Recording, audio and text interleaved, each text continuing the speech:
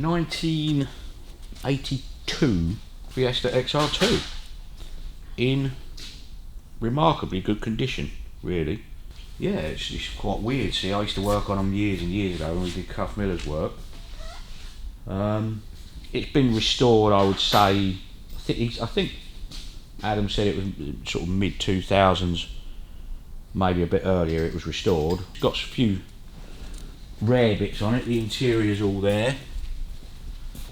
Could do with a good valet and recovering maybe in some places, just to tidy it up a bit, tighten it up a bit. It's got the original radio in it, which is stupid rare, because the first thing you did as a boy racer was cut that out and stick graphic equalisers and crap everywhere, and it hasn't got any holes in the parcel shelf for 6x9 speakers either. So that's quite rare. Original dealer sticker, nice. One key does all the doors, which is a miracle on one of these. Like I say, no holes in that, which is stupid rare. These, I suppose you can get them new because they snap. They snapped after about 3 weeks. All the boot floor and everything's all solid, in good condition. So they did rust, so whoever's done it has made it. This is all original, it hasn't. I think it's just a good example from day one, you know. Yeah. Looks like a garaged version, doesn't it? Yeah. So yeah, it's all in remarkable condition, realistically. That's your tray. That's right, I remember now. There's a tray in there or something. I remember the Velcro. That's your stowage tray. Yeah, so things like this, because they're just like cardboard with like a ropey fibre backing to them, and they literally just fell apart. Yeah, they're factory welds on the rear panel, which is one of the things that rotted out on them. We used to braze them on, just 2-inch lines of braze. Yeah, you can see that sort of fibrey stuff. It's like a pressed cardboard, you know. And they just literally rotted away. The underneath's under seal to living death, so it's hard to know what's been done on it, but generally it's in very good condition. It's got the original clock up in the roof, headlining's all good. Like I say, the original radio, it's got 59,800 on the clock. It says it all, doesn't it? Yeah. Original steering wheel. Normally these, again, they're sort of like a foamy plastic covered thing. Disintegrate, don't they? Yeah, just chunks come off of them over the years, you know. But door cards are all good. Yeah, like I say, I could probably do with a proper, you can see that rear seat cover's gone all saggy. You just undo the seat cover, maybe refoam it and just pull it back in tight, so it just makes it look a bit better. Brings back memories. Original mirrors haven't been ripped off. Probably all original glass by the looks of it. With this, they used to engrave the number plates in them. You can tell the years. I think it's that GN, can't remember now, but you can tell whether it's the year related glass or not. Right, basically it's come in for, have a look at the engine, because it was missing like a pig and won't stay running when it's off choke. So we found the missing situation. That was a bad spark plug, even though the plugs that were in it were new. We've had that before. You go and buy new spark plugs and then they don't work. Gear change was notchy getting down into second gear, but that's this. That is all completely worn out, yeah? Yeah. So that's just a bush you get. That's only plastic. You can change the bush in there. You pull that clip out, bush comes out, gear lever goes down in that hole, in and out. That's your gear change, but that's completely worn out, yeah? Yeah. And also this. See, all the bushes in there are completely shot. Yeah, you drill the pins out, machine up them shafts. 2 little doodads, you know, 2 little 4 roller bearings going. Yeah, and then I can't remember which way you do it now. I think you either put it in reverse, and then when all this is in, I can't remember, it's that hole there. There's a hole somewhere in it. Like I say, I can't remember, and you just put a drill in it. And that holds the gear lever in the right position in relation to where that shaft goes onto the gearbox. Okay. Then you tighten it up, and then you know that your gear shifters all working in the right situation with the other parts in there, yeah? Carburettor isn't very well, but we'll see if we can tune it. I don't know if it's running out of fuel at the moment. It just runs for a while and then just seems to stop. Could be coil, but it looks new, so I don't think it's coil. Got to rebuild the rear brakes. It had an oil leak on the back of the oil pump, which is done. Check CV boots, and the radio doesn't work, which we've got to do, and we've got to put an aerial on it, which I think was, I can't remember which side, it's about there, if I remember rightly. We'll have to look at some pictures. But the engine bay is in amazing condition, really. It's all the original wiring, still got the original stickers on it and everything. Antifreeze sticker, got the right sticker on the radiator cap. That's your engine tune-up chart there. Whether they're been replaced, I don't know, but this hasn't been repainted. This is all original. Normally the headlamps rotted out. Yeah, it's been well looked after. Definitely. Can't remember whether the engines were blue originally or not. Could have been black. I honestly can't remember now. I'll have to look at a few pictures. But Adam said if we can't get it running to any sense, just take the engine out and rebuild it. It's blowing some smoke out the top of the rockers, but it's got good compression. It's £160 across the board, which is very good. Kent engines, just called a Ford Kent engine, pushrod engine, crossflow. You can buy anything for them now. I mean, anything. You buy an aluminium block for one if you want. They make them now. It's the beauty about Ford as well, isn't it? Yeah. Burton race tuning. They do everything for standard ones. You don't have to buy any race parts. Just bog standard parts.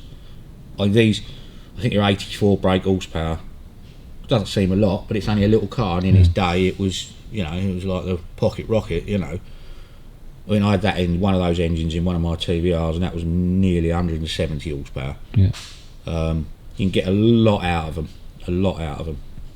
So we'll just give it a good run over, check over. At least it starts and runs now.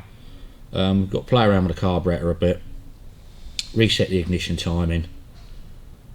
It's got an electronic ignition distributor in it, which I think is original. I'm not 100% sure.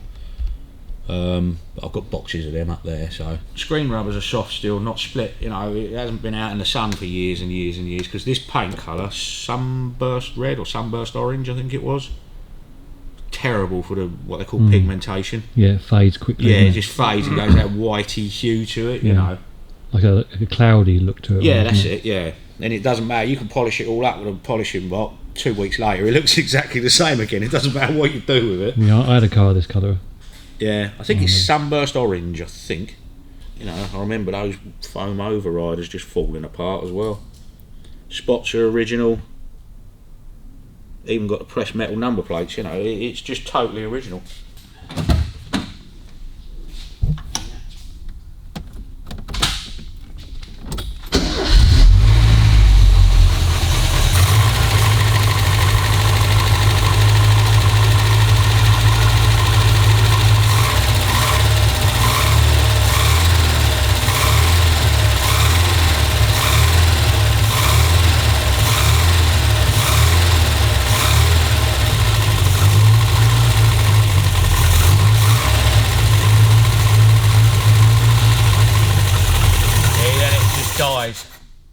I was thinking, might be worth taking the fuel cap off, seeing if it's.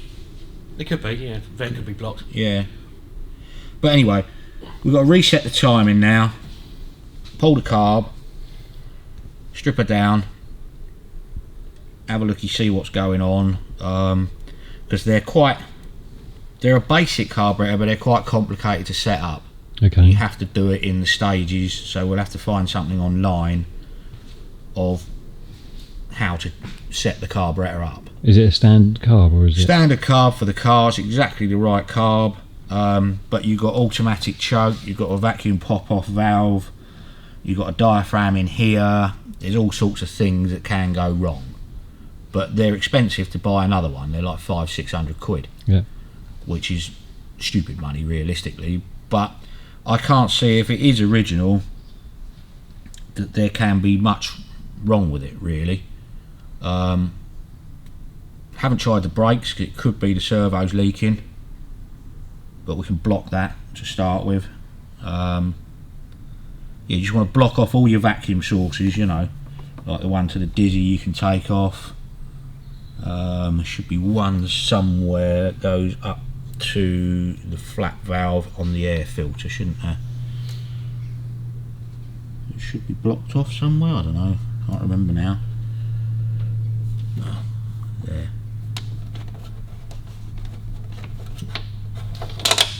Yeah, that's blocked. That goes up to the air filter, and then the vacuum opens the flat valve whether it's hot or cold weather. So yeah, pull the carb, reset the timing and see how we get on with it then. But that to me sounds like fuel supply.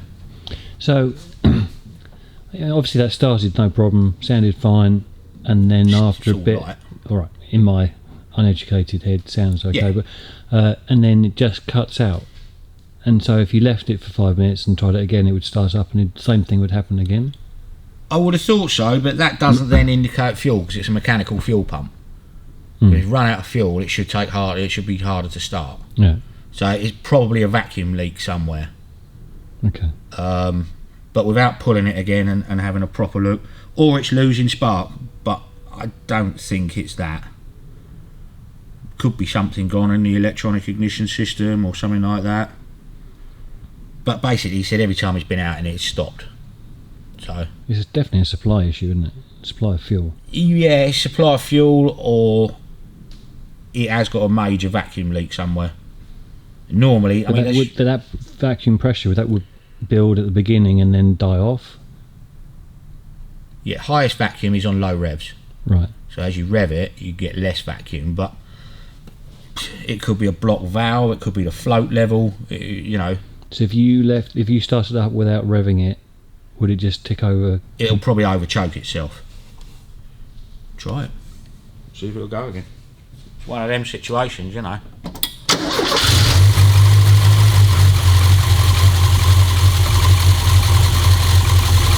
So you don't actually rev it, just let it. Got to flip it now and again, otherwise it'll overchoke itself. Is it a manual choke or is it? No, it's automatic.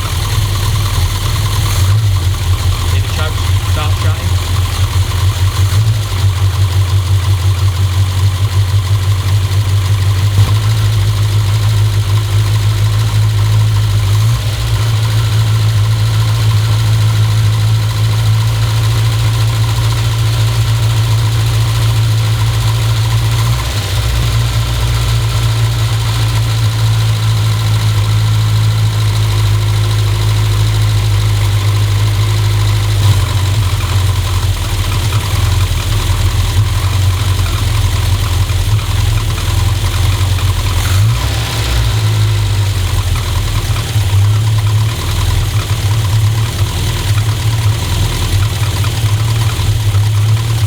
Something in the choke circuit then, because when the choke comes off it wants to die. So it could be a diaphragm, could be this set wrong. So at that point is the choke cut off at that point? Pretty much, yeah. I mean it goes to there, but that was about there, wasn't it? So it'll be some setting somewhere between the fast idle, low idle, but you need to get a manual on it and set it up properly. Yeah. Like I say, it could be float level, it could be all sorts of things, but it needs to come apart.